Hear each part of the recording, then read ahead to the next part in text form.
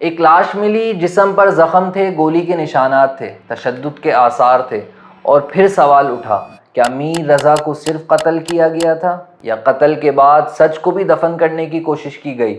کیونکہ اس کہانی میں صرف ایک نوجوان کی جان نہیں گئی، اس کہانی میں سوال یہ بھی ہے کہ پہلے طبی معائنے میں اتنی بڑی کوتاہیاں آخر کیوں ہوئی؟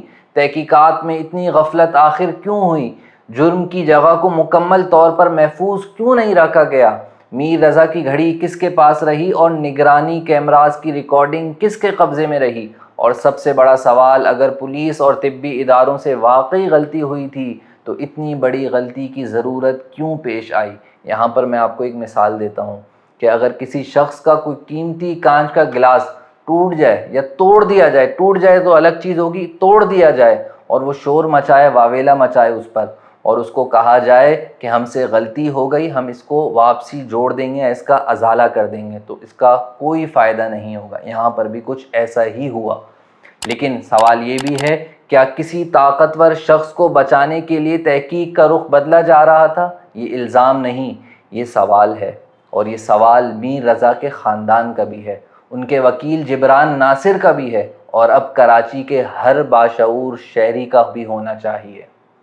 میر رضا کے ساتھ کیا ہوا یہ آپ یقیناً جانتے ہوں گے، اور اگر آپ نہیں جانتے تو آپ کے لیے جاننا بہت ضروری ہے، کیونکہ آج میر رضا ہے، کل کو آپ کا بھی کوئی قریبی ہو سکتا ہے۔ اب آتے ہیں اس معاملے کے سب سے اہم حصے کی طرف۔ پہلے طبی معائنے کے بارے میں خود کراچی پولیس کی طبی افسر ڈاکٹر سمیہ سید نے 14 خامیوں کی نشاندہی کی۔ سوچیں، ایک مشکوک موت تھی، گولی کا معاملہ تھا، اور پھر نامناسب ایکس رے ہوا، نہ ڈی این اے کے نمونے لیے گئے، نہ گولی چلنے کے آثار کے لیے ہاتھوں کے نمونے لیے گئے، نہ کھوپڑی اور گردن کا مکمل اندرونی معائنہ کیا گیا، نہ گولی کے راستے کی مناسب پیمائش اور دستاویز بندی ہوئی، نہ تمام ضروری تصاویر ثبوت مکمل طور پر محفوظ کیے گئے، یعنی وہ بنیادی چیزیں جو ایک مشکوک موت کی حقیقت تک پہنچنے کے لیے ضروری تھیں، انہی میں اتنی بڑی کوتاہیاں سامنے آئیں۔ اب سوال یہ ہے، اتنی بڑی کوتاہی آخر کیوں ہوئی؟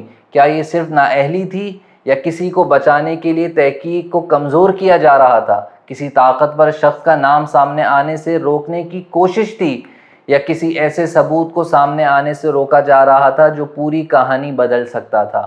ہم کسی پر الزام نہیں لگا رہے، ہم صرف سوال کر رہے ہیں، اور ان سوالوں کے جواب ریاست کو دینے ہوں گے۔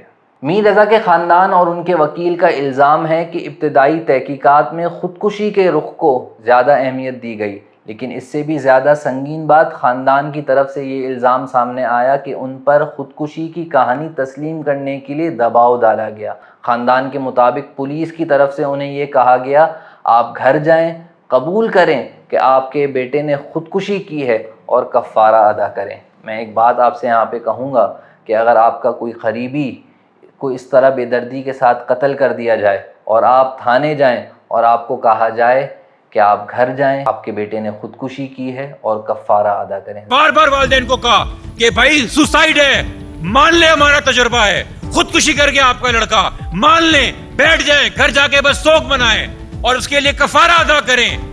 یہ شہر کا اے آئی جی کہہ رہا تھا۔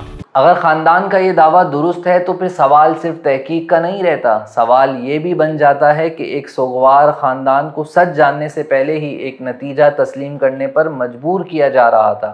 یہ خاندان کا دعویٰ ہے، یہ ان کا موقف ہے، اور اس کی مستند حقیقت کا فیصلہ تحقیق اور عدالت کو کرنا ہے۔ لیکن سوال پھر بھی اپنی جگہ موجود ہے، اگر خودکشی کا رخ اتنا مضبوط تھا تو پھر پہلے طبی معائنے میں بنیادی سائنٹیفک ثبوت مکمل طور پر کیوں نہیں لیے گئے؟ اور اگر موت کی حقیقت واضح تھی تو پھر دوبارہ قبر کیوں کھولنی پڑی؟ اور اگر پہلی تحقیق درست تھی تو پھر دوسری مرتبہ اتنے اہم انکشافات کیوں سامنے آئے؟ کہیں ایسا تو نہیں کہ گواہوں کو خاموش رہنے پر دباؤ ڈالا جا رہا تھا؟ کیونکہ اگر میر رضا کے والد کا موقف دیکھا جائے تو انہوں نے کہا کہ میر رضا کے کئی دوستوں کو ایس ایچ او فیروز آباد نے بلایا اور ان پر دباؤ ڈالا کہ تمہارے دوست نے خودکشی کی ہے اور کسی احتجاج میں نہیں جانا۔ آپ نے ان کو ڈرا دیا، پروٹیسٹ میں نظر نہیں آنا، گھر پہ نظر نہیں آنا، ان کا نمبر نہیں اٹھانا۔ یہ کون سا قانون ہے؟ یہ کن کو ڈرایا؟ آپ نے کامران قریشی کا گلستان جوہر کے میر صاحب کہ پروٹیسٹ میں نظر نہیں آنا؟ सर ये फिरोजाबाद थाना। اگر یہ دعویٰ درست ہے تو پھر تحقیقات تو بنتی ہے، آخر اتنا پریشر خودکشی پر کیوں؟ عدالت کی مداخلت کے بعد میر رضا کی خبر کھولی گئی، دوبارہ طبی معائنہ کیا گیا اور پھر ایسے زخم سامنے آئے جنہوں نے پہلے طبی معائنے پر ہی بڑے سوال کھڑے کر دیے۔ اب سوال یہ ہے، اگر یہ سب کچھ موجود تھا تو پہلے طبی معائنے میں یہ مکمل طور پر سامنے کیوں نہیں آیا؟ کس نے اتنی بڑی غفلت کی اور اس غفلت کا فائدہ کس کو پہنچ سکتا تھا؟ یہ معاملہ بھی انتہائی اہم ہے۔ پولیس نے 2 افسران کو معطل کیا، شارع فیصل کے D S P Muhammad Arshad Afridi اور گلستان جوہر تھانے کے S H O Kamran Qureshi. Police کے مطابق ان افسران کی جانب سے جرم کی جگہ کو محفوظ رکھنے اور مناسب تحقیقات کرنے میں غفلت ہوئی۔ اب ذرا سوچئے، ایک مشکوک موت، ایک ممکنہ قتل اور جرم کی جگہ ہی مکمل طور پر محفوظ نہ رہے تو پھر انگلیوں کے نشانات، خون کے آثار، گولی کے خول، ڈی این اے اور دوسرے ثبوت، یہ سب کہاں محفوظ رہیں گے؟ اب اگر بات کی جائے جبران ناصر کی حالیہ پریس کانفرنس کی، اور یہاں سے یہ معاملہ مزید سنگین ہو جاتا ہے۔ 11 اگست کی پریس کانفرنس میں جبران ناصر نے پولیس کی تحقیقاتی ٹیم پر مزید الزامات لگائے۔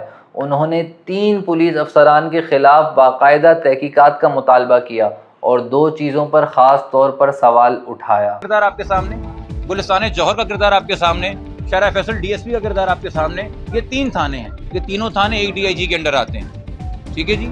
تو جو ایس ایس پیز کے اوپر supervising D I G east ہے، والد صاحب نے کل خود یہ مطالبہ کیا ہے، خود آپ کے سامنے رکھا ہے۔ میں وہاں موجود بھی نہیں تھا، کیونکہ ہر عام فہم انسان کو نظر آ رہا ہے کہ اکاؤنٹیبلٹی کہاں سے شروع ہونی چاہیے۔ میر رضا کی گھڑی، جبران ناصر کے مطابق میر رضا کی سمارٹ واچ خاندان سے موت کے تیسرے دن لی گئی اور ان کے الزام کے مطابق یہ گھڑی تقریباً 8 دن تک ایس ایس پی سمیع اللہ سومرو کے پاس رہی۔ سوئم کے دن آ کے وہ سمارٹ واچ خاندان سے لی گئی۔ آج نئی تفتیشی افسر کے S S P Ali Raza نے خاندان کے سامنے ایس ایس پی سمیع اللہ سومرو کو فون کیا کہ جی کچھ پاسورڈ وغیرہ بہن کے پاس ہیں، ہمیں یہ گھڑی دے دیں، ہم یہاں N C C A forensic science lab آئے ہیں، ان کو دیں گے، یہ کھولیں گے بہن کے ساتھ بیٹھ کے تاکہ پراپر کام تھوڑا ہو جائے۔ تو اور چونکہ کہا این سی سی آئی نے ہم ایسے تو کوئی پراپرٹی سیز جو ہوئی بھی ریسیو نہیں کریں گے، ہمیں تو میمو چاہیے کہ جی سیل کی تھی آئی او نے، اب ہم لے رہے ہیں۔ تو سمیع اللہ سومرو بولتے ہیں پریشان نہ ہو، وہ تو ان آفیشیلی رکھی ہے، اس کا میمو ہی نہیں بنا۔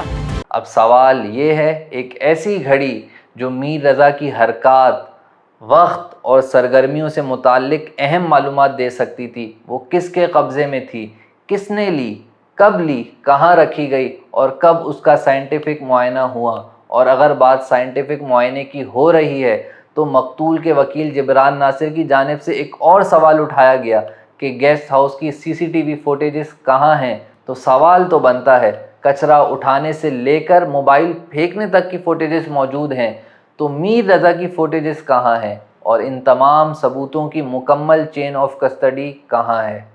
اور پھر سب سے بڑا سوال، اگر پولیس اور طبی اداروں کی جانب سے اتنی بڑی غلطیاں ہوئی ہیں تو آخر کیوں؟ کیا صرف نااہلی تھی؟ کیا صرف غفلت تھی؟ یا کسی طاقتور شخص کو بچایا جا رہا تھا؟ کیونکہ اس سوال کے جواب کا انتظار صرف میر رضا کے خاندان کو نہیں بلکہ پورے پاکستان کو ہے۔ اور اب آخر میں سندھ حکومت سے سوال، بقول آپ کے اتنے سالوں سے سندھ میں کامیاب حکومت کرنے کے باوجود ہم کبھی گٹر میں گر کر مر جاتے ہیں، ہم کبھی ڈکیتوں کے ہاتھوں مار دیے جاتے ہیں، کبھی ہم مصطفیٰ عامر بن جاتے ہیں، کبھی ہم آئزل کی طرح اپنی بچیوں کو کھو دیتے ہیں اور کبھی ہم میر رضا بن جاتے ہیں۔ آخر کب تک ہم اپنے لوگوں کی لاشیں ایسے اٹھاتے رہیں گے؟ آخر کب تک؟ سبسکرائب